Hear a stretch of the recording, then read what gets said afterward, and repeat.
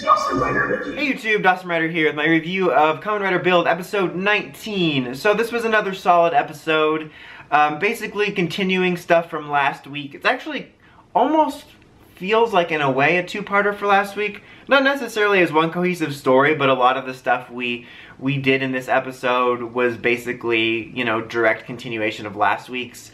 And mainly in keeping with like the stuff about Claw's power-up and how it's too dangerous and oh, we can't use it, but we have to use it. And there was a nice scene around that revolving in battle, you know, Stalk came in and classic Stalk slapped everyone's thighs, you know how it is, and checked their hazard levels and was talking about how Ryuga's ahead of Sento. And then there was like a scene where Sento's like, you can't use this, it's becoming too dangerous, and he's like, oh, you're just jealous. But then of course later, that's what their relationship is they'll banter and argue, and sometimes it'll be like real arguments, but other times it's like kind of covering that they actually have a friendship. And like he had a scene with Misora where he's like, you know, Sento's done so much for me, I want to be the one on the front lines now and make him happy, you know, get him to smile again and to save everybody since he's done so much. Like it was a nice set of scenes like chained with each other. But so that plot continued. And we see little bits of it affecting him. I mentioned last week how it looked like we were going to start to see it this week. And we did, obviously, like, physically. But we start to see a little bit of his battle lust. But right now it doesn't appear that, like... I mean, it is getting a little dangerous. But it's not like his battle lust is becoming the only thing on his mind. He's still driven by good motivations to be using this stuff. But we see in battle that it's, like, driving him to go a little bit more insane. Not insane, oh, I guess he will, but you know what I mean. Like, he's just being a little more impulsive and reckless in battle because of the way the powers affect him, because, like, it like, increases their adrenaline, basically.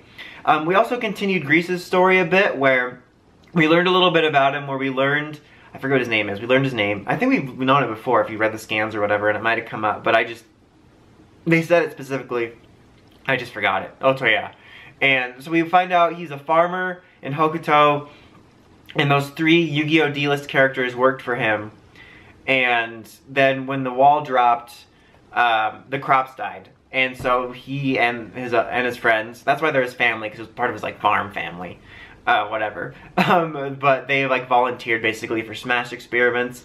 I didn't expect him to be a farmer. I thought he was going to be some sort of military fighter or something, because they talked about in this episode specifically how he's more skilled.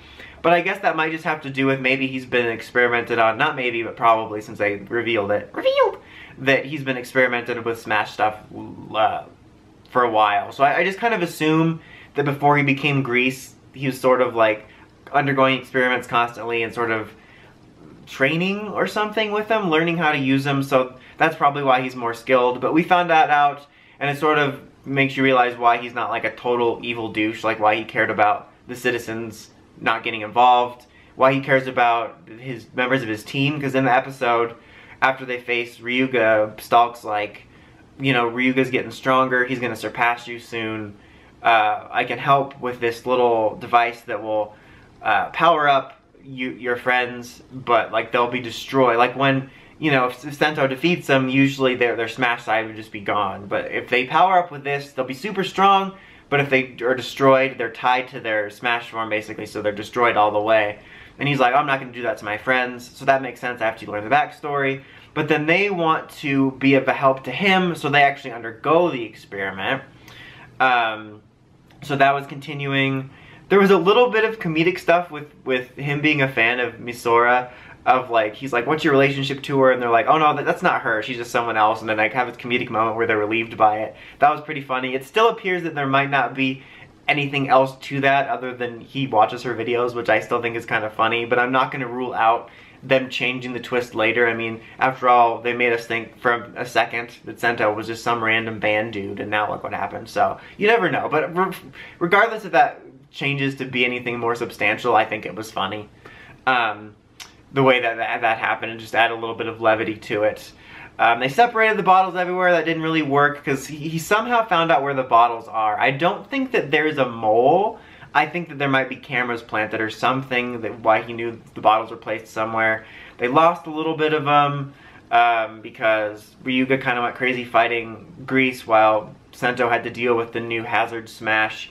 I spoke last week about how it's neat that the Splash Driver powers basically kind of function like the Mach Driver's powers, 2 drives, where you can use the bottle's abilities but without like a physical form change. And it was really neat this week because like Grease used the helicopter thing again, and then Claus used the Hawk bottle and got the wings. I'm doing all these sign language things for him, but I thought that was neat. And then at the end, we also discovered that Misora can heal people with her bracelet. I don't know if that applies to everyone or just people that are affected by Smash Juice. That sounded gross. But yeah, it was a pretty solid episode. A lot of little things happened. We learned, like I said, more about Grease. It was just kind of good, some decent developments. The only other thing worth noting is that we're heading towards a storyline for Build's next power-up. He was like, oh, I found a secret folder in the flash drive. And it's going to be tied to, you know, this little power-up thing that Stalk has for the people. And so he's trying to look for that, and next week he's going to find it. It's a power-up to Build, and it looks like it's also going to be hazardous to his health. That's interesting. I'm curious to see how they develop that, whether the Splash Driver system and this next Build power-up are always going to be harmful, or whether they're going to find out some way down the line to fix it. We'll see. My one hope I do have is that because I think this is the mid-season form. Sparking's like quarter season, this is mid-season. That for the next one should be the final power-up. I'm hoping for whatever the next power-up is, whether it's final or not, that it's a new power-up made, because I think, as cool as I thought it was to find out his former research from his past life for stuff, I like when he makes new stuff. Like, I like that all the weapons for like Nin Nin Comic and Hot Gatling were like new additions he made to it.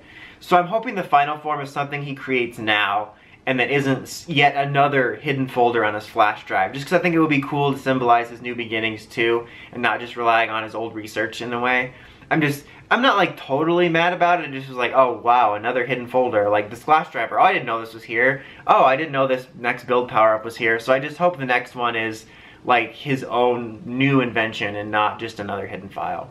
But yeah, anyway, overall this was a solid episode, some decent developments on the ongoing plots. I would give it an 8. Anyway, till next time, don't forget to like, comment, subscribe. It's Dawson Rider, signing out.